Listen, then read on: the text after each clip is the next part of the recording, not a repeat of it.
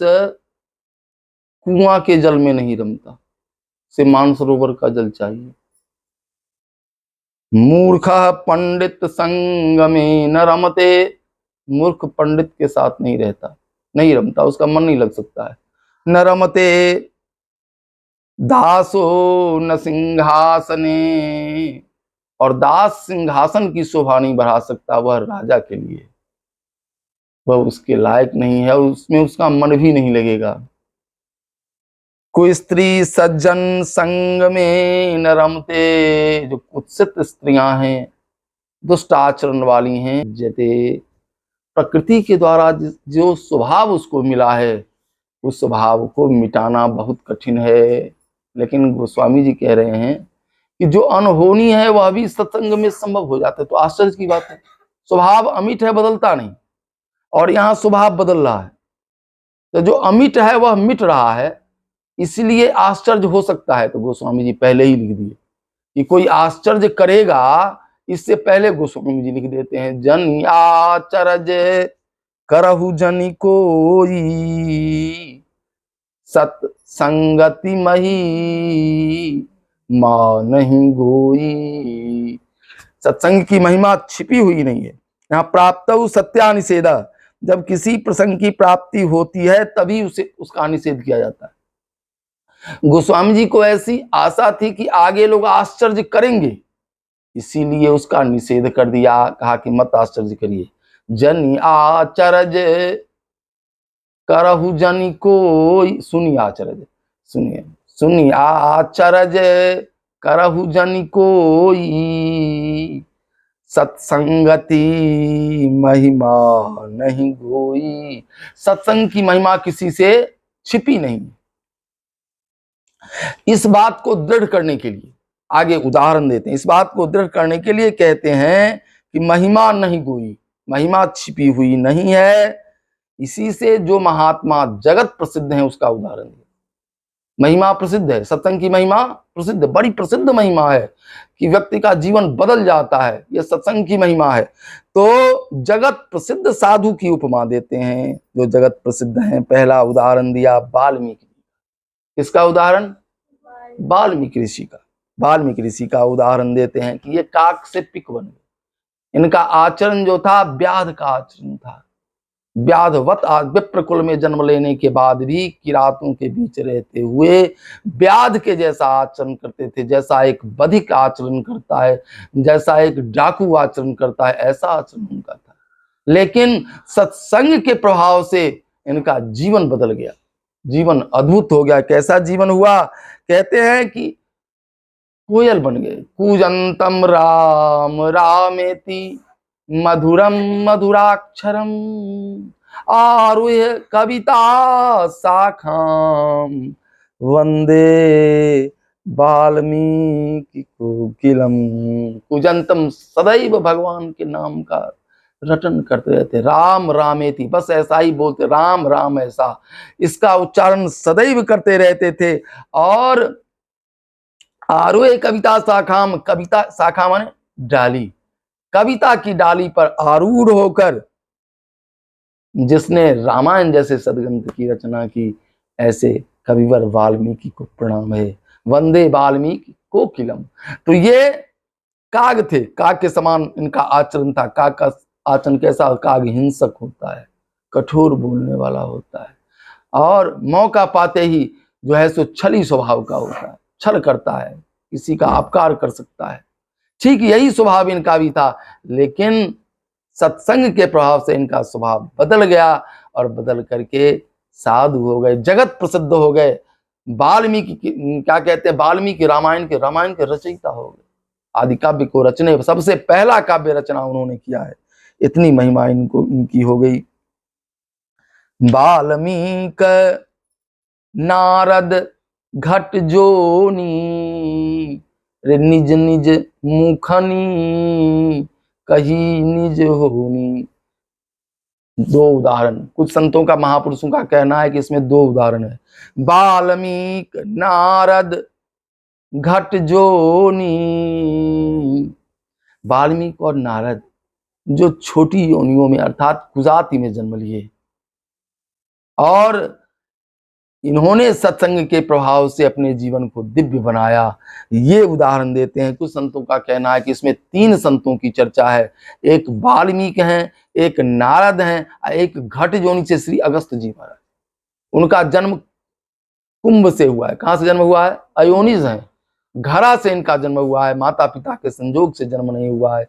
ये श्री अगस्त जी महाराज हैं। 3 संतों की चर्चा है। तो इसमें गोस्वामी जी लिख रहे हैं कि निज निज मुखानी, किसी दूसरे ने उनके बारे में नहीं कहा। ये लोग सत्संग की महिमा अपने मुख से स्वयं वर्णन कर रहे हैं। वाल्मीकि, नारद, घट जोनी, निज निज मुखन कही निज होनी। उन्होंने अपने से स्वयं अपनी बात स्वयं कही है। अपनी बात स्वयं कही है। जो कोई अपनी बात स्वयं बताता है तो उसको ज्यादा प्रमाणिक माना जाता है। कोई दूसरा कहेगा तो उतना प्रमाणिक नहीं होगा, लेकिन कोई अपने जीवन की बात, अपना वृतांत स्वयं बता रहा है तो इसको ज्यादा प्रमाणिक माना जाता है। तो वाल्मीकि जी अपनी बात किससे कह रहे हैं? वाल्मीकि जी भगवान श्री रामचंद्र से, श्री कौशलनाथ से, जब भगवान चित्रकूट पधारे और चित्रकूट में श्री वाल्मीकि जी का आश्रम था, तो उसी आश्रम में अपने जीवन का वृतांत वाल्मीकि जी ने सुनाया है भगवान श्री रामचंद्र से। और सुनाते हुए उन्होंने कहा कि भगवान, मेरा जन्म विप्रकुल में हुआ, मैं ब्राह्मण बालक था, लेकिन मेरा पालन पोषण किरातों के बीच हुआ। किरात वन की एक जाति है, आदिवासी जाति है जो जंगल में रहती है। तो किरातों के बीच मेरा पालन पोषण हुआ। मैं किरातों के जैसा आचरण करने लगा। किरातों का आचरण कैसा है? जंगल में कोई जा रहा है उसको लूट लेना, यही उसका आचरण है। इसलिए तो जो कोल किरात थे उन्होंने भगवान से कहा कि प्रभु, मैं आपकी यही सेवा करेंगे कि आपका बर्तन नहीं चुराएंगे। या हमार अति बर सेवकाई ले ही न बासन बसन चुराई। हम आपका कपड़ा नहीं चुराएंगे, आपका बर्तन नहीं चुराएंगे, यही मेरी सेवा होगी। तो बेचारे हमेशा चोरी करने का स्वभाव है। भगवान के साथ रहते रहते भगवान के आने के बाद स्वभाव बदल गया उन लोगों का।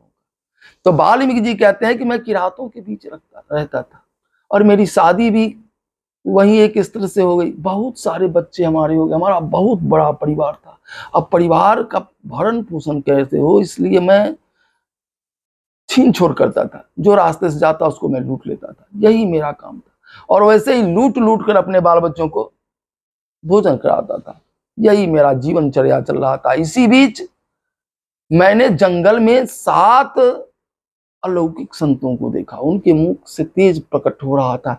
इन संतों को जब मैंने देखा तो मेरी इच्छा हुई कि मैं इनको लूट लूं। दौड़ते हुए उन संतों की ओर जा रहे थे, बड़े वेग से दौड़ रहे थे। संतों ने कहा, रुको, क्यों आ रहे हो मेरी तरफ दौड़ करके? वाल्मीकि जी ने कहा, मैं लूटने आ रहा हूँ। मेरे बहुत से बाल बच्चे हैं, उनका पालन पोषण करना है।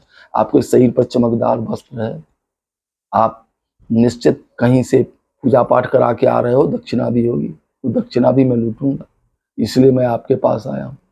सातों संतों ने कहा कि मैं जो कुछ मेरे पास है, जो मेरे झोड़ा में है और जो तुम वस्त्र देख रहे हो शरीर पर, मैं सब दे दूंगा, लेकिन मैं तुमसे एक बात कहना चाहता हूं, उसको तुम ध्यान से सुनो। वाल्मीकि जी ने कहा, बताइए। लूटूंगा तो मैं जरूर, बात में बहलाइए नहीं। तो बोले, मैं बहला नहीं रहा हूं, मैं तुमसे ये कहना चाहता हूं कि तुम जिसके लिए लूट रहे हो मुझको, तुम उसके पास जाओ और उससे पूछो कि तुम जो ये पाप कर रहे हो, क्या उसमें पाप का भागी होगा? वो सब जाके पूछ के आओ। अगर वो भागी होगा तो फिर आना, तुम लूट के ले जाना हमको। तो वाल्मीकि जी वापस घर पर आए, पत्नी से पूछा, बाल बच्चों सबको बुलाया, एक साथ बिठाया, पूछा कि देखो, मैं जो डाका डालता हूँ, वहां से लूट के लाता हूँ, तो इसमें तुम लोग भागीदार बनोगे? उस पाप में भागीदार बनोगे? सबने एक स्वर में कह दिया कि नहीं, हम लोग भागीदार नहीं बनेंगे। पापम तवैव तत्सर्वम, जो आप पाप कर रहे हैं वो सब आपका होगा। पापम तवैव तत्सर्वम वयम तू फल भागिना। आप तो जो लूट के लाते हैं वो हम खाते हैं, बस इतना ही भर। जो आप पाप कर रहे हैं लूटने में, उसमें मेरा भागीदारी नहीं होगा, उसका फल आपको भोगना होगा। सबने एक स्वर में कह दिया। न किसी बाल बच्चे ने ये माना कि हम उसमें भागीदार होंगे, न पत्नी ने कहा। अभी बेचारा उदास हो गया, मन खिन्न हो गया, मन में ग्लानि होने लगी कि देखो, हम जिसके लिए लूटते हैं ये एक भी मेरा सहायक होने वाला नहीं, हमको अकेले भोगना पड़ेगा। वो आया दौड़ते हुए, ग्लानि, एकदम खेद मन में है, और आया ऋषियों के चरणों में गिर पड़ा, दंडवत प्रणाम किया ऋषियों को। ऋषियों से कहा कि हे भगवान, मेरे इस पाप में कोई भागीदार बनने के लिए तैयार नहीं है, अब मैं क्या करूं, मेरा मन खिन्न हो गया है, ग्लानि से मैं मरा जा रहा हूं। तब संतों ने कहा देखो, तुम एक काम करो, तुम यहीं पर रहो और मैं जो बताता हूं सो करो। इत्युक्त्वा राम ते नाम व्यत्यस्त अक्षर पूर्वकम समग्र एकाग्र मनसा तैव मरेति जप सर्वदा। ऐसा कहते हुए संतों ने कहा कि तुम राम नाम के अक्षर को उलट दो। राम नाम को क्यों अक्षर को उलट देंगे तो क्या होगा? मरा। मरा अक्षर जो है, इस अक्षर को एकाग्र मन से जप करो और सर्वदा जप करो, इसी स्थान पर जप करो, तब तक जप करो जब तक मैं वापस नहीं लौटूं। जब मैं फिर से आऊंगा और तुमको जगाऊंगा तब तुम जगना, और इस तरह से तुम जब प्रारंभ करो। तो इन्होंने मरा जपने के लिए क्यों कहा है? इसलिए कि ये तो हमेशा मार काट करता था, मारो पकड़ो काटो, इतना ही करता था। जो था उसको दौड़ के पकड़ता, कहा मारो, तो मरा मरा बोलेगा, राम तो इस मुंह से निकलेगा नहीं, बोले तुम मरा मरा बोलो। बस मरा मरा जपने का जो है सो संदेश दे करके ये संत चले गए। और ये जपने में इतने तन्मय हो गए कि दीमक ने इनके शरीर पर मिट्टी का ढेर लगा दिया। दीमक पहचानते हैं? दीमक कागज में लग जाता है, कभी कभी दीमक लग जाता है, उजले रंग, जिसको क्या बोलते हैं, उसको दियार भी बोलते हैं। दीमक जो है सो दीमक पूरे शरीर पर लग गया, पूरा मिट्टी से एकदम शरीर ढक गया मिट्टी से, इतना एकदम तन्मय होकर के नाम, भगवान के राम नाम का जप कर रहे थे। इसके बाद सातों ऋषि जब वापस लौटे तो बिल के समान, बाबी के समान बना हुआ वो मिट्टी का ढेर था। सातों संतों ने कहा कि आप बाबी से बाहर आ जाओ। तब वाल्मीकि जी वहां से बाहर आए और उस बाबी को बल्मीक कहा जाता है। दीमक जो ढेर लगा देता है मिट्टी का, उसको बल्मीक संस्कृत में कहा जाता है। और चूंकि बल्मीक से बाहर निकले वाल्मीकि जी, इसलिए इनका नाम वाल्मीकि पड़ा। कहते हैं वाल्मीकि ऋषि की, हे मुनिवर, इस राम नाम का ही प्रताप है कि आज मैं ब्रह्मा जी का पुत्र बनने का भी मुझे सौभाग्य मिला और मुझे ब्रह्मर्षि का भी पद मिला है और मेरा जीवन धन्य हो गया। ये सत्संग की महिमा, जो अनहोनी है वह होनी हो गया, अनहोनी होनी हो गया। जो स्वभाव बदलने वाला नहीं है, डाका डालने वाला स्वभाव, वह मेरा बदल गया और मैं एक साधु हो गया। आज मेरे बताए हुए रास्ते से दुनिया धन्य हो रही है। प्रभु, मैंने अपनी रहनी सुनाई है कि सत्संग की महिमा अपार है, इसकी महिमा कोई कह नहीं सकता। सीताराम जय सीताराम, मुखनि कही निज होनी। एक वाल्मीकि जी, दूसरा उदाहरण उनका है नारद जी का। दूसरा उदाहरण नारद जी का। नारद जी ने भी अपनी कहानी सुनाई है, निज कहानी। किससे सुनाई? व्यास जी से सुनाई है। कहाँ सुनाई? श्रीमद् भागवत में कथा आती है, नारद जी अपनी कहानी सुनाते हैं व्यास जी से। हुआ क्या कि व्यास जी ने वेद का विस्तार किया। तो वेद में सबका अधिकार नहीं है, वेद सब नहीं पढ़ सकते हैं, और वैसे भी अल्प बुद्धि होने के कारण वेद को लोग समझ नहीं सकते। तो वेद के गूढ़ार्थ के रूप में महाभारत की रचना की, 17 पुराण बनाए, फिर भी संतोष नहीं हुआ व्यास जी को। व्यास जी मन से असंतुष्ट थे। इसी समय नारद जी बीना बजाते हरिगुण गाते वहां पधारे। समन नारायण नारायण की ध्वनि करते हुए नारद जी प्रकट हो गए। व्यास जी ने उनको प्रणाम किया। तो मुनिवर ने पूछा कि आप बताओ, आपका चेहरा बता रहा है कि आप व्यथित हो, आप दुखी हो, आप मन से दुखी लगते हो, आप स्वस्थ हो कि नहीं? तो बताया व्यास जी ने कि मैं वास्तविकता में स्वस्थ चित्त नहीं हूं। मैंने 17 पुराण बनाए, वेद का विभाग किया, महाभारत की रचना की, फिर भी मुझे संतोष नहीं है। मेरे इस प्रयास से लोग सुखी नहीं हो रहे हैं, मैं क्या करूं, कुछ समझ में नहीं आ रहा है। तब नारद जी ने उन्हें हरिगुण, हरियश गाने का निर्देश दिया। श्रीमद् भागवत की कथा जो है सो गाने का, लिखने का आदेश दिया कि आप इस कथा को लिखो, इससे पूरे जगत का कल्याण होगा। इदम भागवतम नाम पुराणम ब्रह्म संहितम, जिसका वेद के समान आदर होगा और इसका नाम भागवत होगा। ये भागवत कथा आप रचना करो, ये निर्देश दिया, भागवत कथा लिखने के लिए दिया। और इसी क्रम में नारद जी ने अपना चरित्र सुनाया कि व्यास जी, मेरा जीवन चरित्र सुनो। मेरा पूर्व जीवन चरित्र जो था, मैं एक ब्राह्मण के दासी का पुत्र था। मेरी माँ ब्राह्मण के यहाँ काम करती थी, उसका बर्तन आदि साफ करती थी। ब्राह्मण भगवान के भक्त थे। एक बार चातुर्मास में, चातुर्मास से कहते हैं ये आषाढ़ सावन भादो आश्विन 4 महीने का चातुर्मास से होता है। तो इस महीने में साधु लोग किसी एक स्थान पर रख के भजन करते थे और लोगों को कथा सुनाते थे। तो इसी तरह संतों की मंडली आई उस गांव में और उस ब्राह्मण देव के यहाँ टिक गई और वहां कथा का आयोजन होने लगा। मैं उन संतों की सेवा करता था, बहुत प्रेम से सेवा करता था, उनके पैर दबाता था, उनके लिए बर्तन साफ करता था, सारे काम में मैं लगा रहता था। मैं और बालकों से अलग था, मैं मितभाषी था, मधुर बोलता था। मैं खेलने में ज्यादा मन मुझे नहीं लगता था, मुझे संतों के साथ ही मन लगता था। इस तरह नित्य मैं कथा सुनने लगा, कथा का आनंद हमें मिलने लगा। इसी बीच संतों ने एक दिन अपना जूठन प्रसादी मुझको दे दिया, उच्छिष्ट प्रसाद मुझको दे दिया। जय जय उच्छिष्ट लेपनान अनुमोदितो द्विजयी। वैसे साधु अपना जूठन किसी को नहीं देते, लेकिन जिस पर कृपा करते हैं उसे अपना जूठन देते। बाबा जिस दिन शरीर छोड़ रहे थे, उस दिन जब वो क्या क्या कहते भोजन के बाद बच गया, तो उन्होंने कहा कि इसको गऊ को खिला दो, और हम लोगों ने आपस में बांट करके उसको भोजन कर लिया था। तो उन्होंने मुझसे पूछा कि क्या किया तुमने उसका। मैंने कहा बाबा हम लोग भोजन कर गए।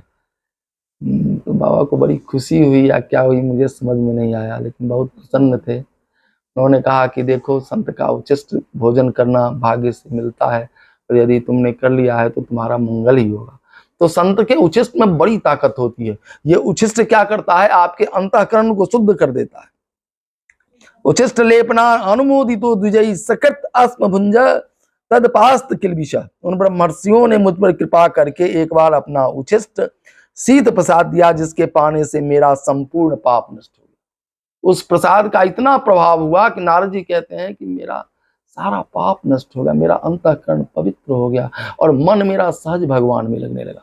जब मन आपका भगवान में लगने लगे तो आप यह समझ लीजिए कि आपका पाप समाप्त हो गया। गीता में भगवान कहते हैं ये शाम त्वंत गतम पापम जना नाम पुण्य कर्मणाम ते द्वंद्व मोह निर्मुक्ता भजन्ति माम दृढ़व्रता। वो दृढ़ व्रत लेकर भगवान का भजन करते हैं। अगर रोज भजन करने की इच्छा हो या रोज भजन करे तो पाप खत्म हो जाए। रोज, लेकिन नियम से। रोज एक हनुमान चालीसा चाहिए तो रोज करे, रोज भगवान के नाम का कीर्तन करे।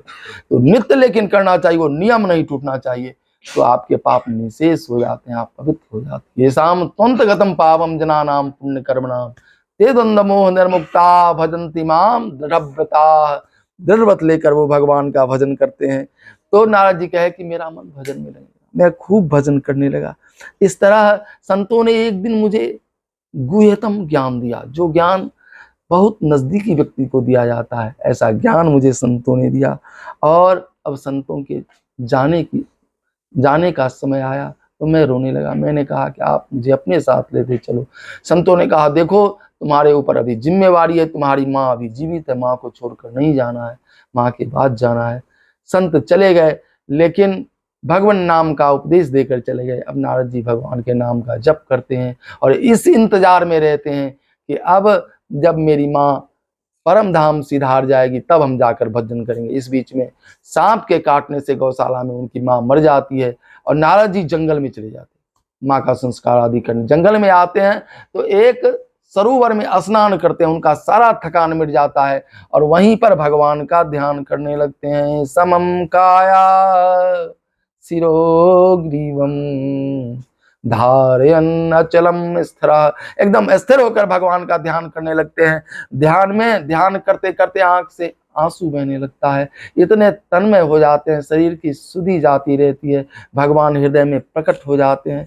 थोड़ी देर रहने के बाद भगवान फिर गायब हो जाते हैं। अब नारद जी व्याकुल हो जाते हैं भगवान के लिए, बहुत व्याकुल होते हैं। तब आकाशवाणी होती है कि नारद अब इस जन्म में तुमको मेरा दर्शन नहीं होगा, अब अगले जन्म में तुम मेरा दर्शन कर सकते हो। इस तरह आकाशवाणी ऐसा कह के जो है, आकाशवाणी के बाद आकाशवाणी हुई। आकाशवाणी सुनकर के नारद अब अपने मृत्यु का इंतजार करने लगते हैं। समय से उनका शरीर छूट जाता है और अगले जन्म में ये जो है नारद जी के ब्रह्मा जी के सांस के साथ जब प्रलय होता है तो भीतर प्रवेश कर जाते हैं नारद जी ब्रह्मा जी के हृदय में। और जब फिर प्रलय काल के बाद जब फिर सृष्टि प्रारंभ होती है तो ब्रह्मा जी के पुत्र के रूप में नारद जी प्रकट होते हैं, मानस पुत्र के रूप में प्रकट होते हैं। और नारद जी कहते हैं कि मेरी अव्याहत गति थी, मैं जहां चाहता चला जाता था, अव्याहत गति वाला व्यक्ति मैं था। भगवान की कृपा से अव्याहत गति मेरी थी और मैं वीणा लेकर भगवान के हरिगुण गाता था। देवदत्तम इमाम वीणा स्वर ब्रह्म विभूषिता। भगवान की दी हुई वीणा पर मैं भगवान के नाम को गाता था, भगवान के यश को गाता था। इस तरह इस सत्संग ने मेरे दासी पुत्र के जीवन से ब्रह्मा जी का पुत्र बना दिया, भगवान का अनन्य भक्त बना दिया। अब चराम में मैं भ्रमण करता रहता हूँ और जो जीव संसार में दुखी हैं उसको दुख मुक्त करता हूँ। जो भगवान की कथा सुनेगा, लिखा है कि कथा की ऐसी महिमा है कि कथा सुनते ही दुख समाप्त हो जाता है। सुनता ही सीता कर दुख भागा, कथा दुख को समाप्त कर देती है, अनहोनी को होनी कर देती है। ऐसी ताकत सत्संग में है। तो जन याचरज करहु जन गोई, सत्संगति महिमा नहीं गोई। वाल्मीकि नारद घट जोनी, निज निज मुखनि कही निज होनी। और ये हमें प्रेरणा देता है कि हमें नित्य भगवान के सत्संग में भाग लेना चाहिए। हमारे YouTube चैनल पर जो श्रोता हैं वे भी नित्य भगवान की कथा को श्रवण करें तो निश्चित उनका जीवन भी मंगलमय होगा, उनके जीवन में भी यह अनहोनी होगी और उनका जीवन भी अच्छा हो जाएगा। काक से पिक हो जाएंगे और बगुला से हंस हो जाएंगे। बाहरी वेश भी उनका अच्छा हो जाएगा, भायाडंबर मधुर बोलने लगेंगे, मधुर स्वभाव हो जाएगा। और दूसरा क्या होगा, पिक बकऊ मराला, अंतःकरण में विवेक हो जाएगा। जब ये विवेक जीवन में हो जाता है तो जीवन दिव्य हो जाता है। इस दिव्यता में इन महापुरुषों को, इन संतों को प्रणाम करते हुए आज की वाणी को विराम। जय सीताराम, सीताराम जय सीताराम, सीताराम जय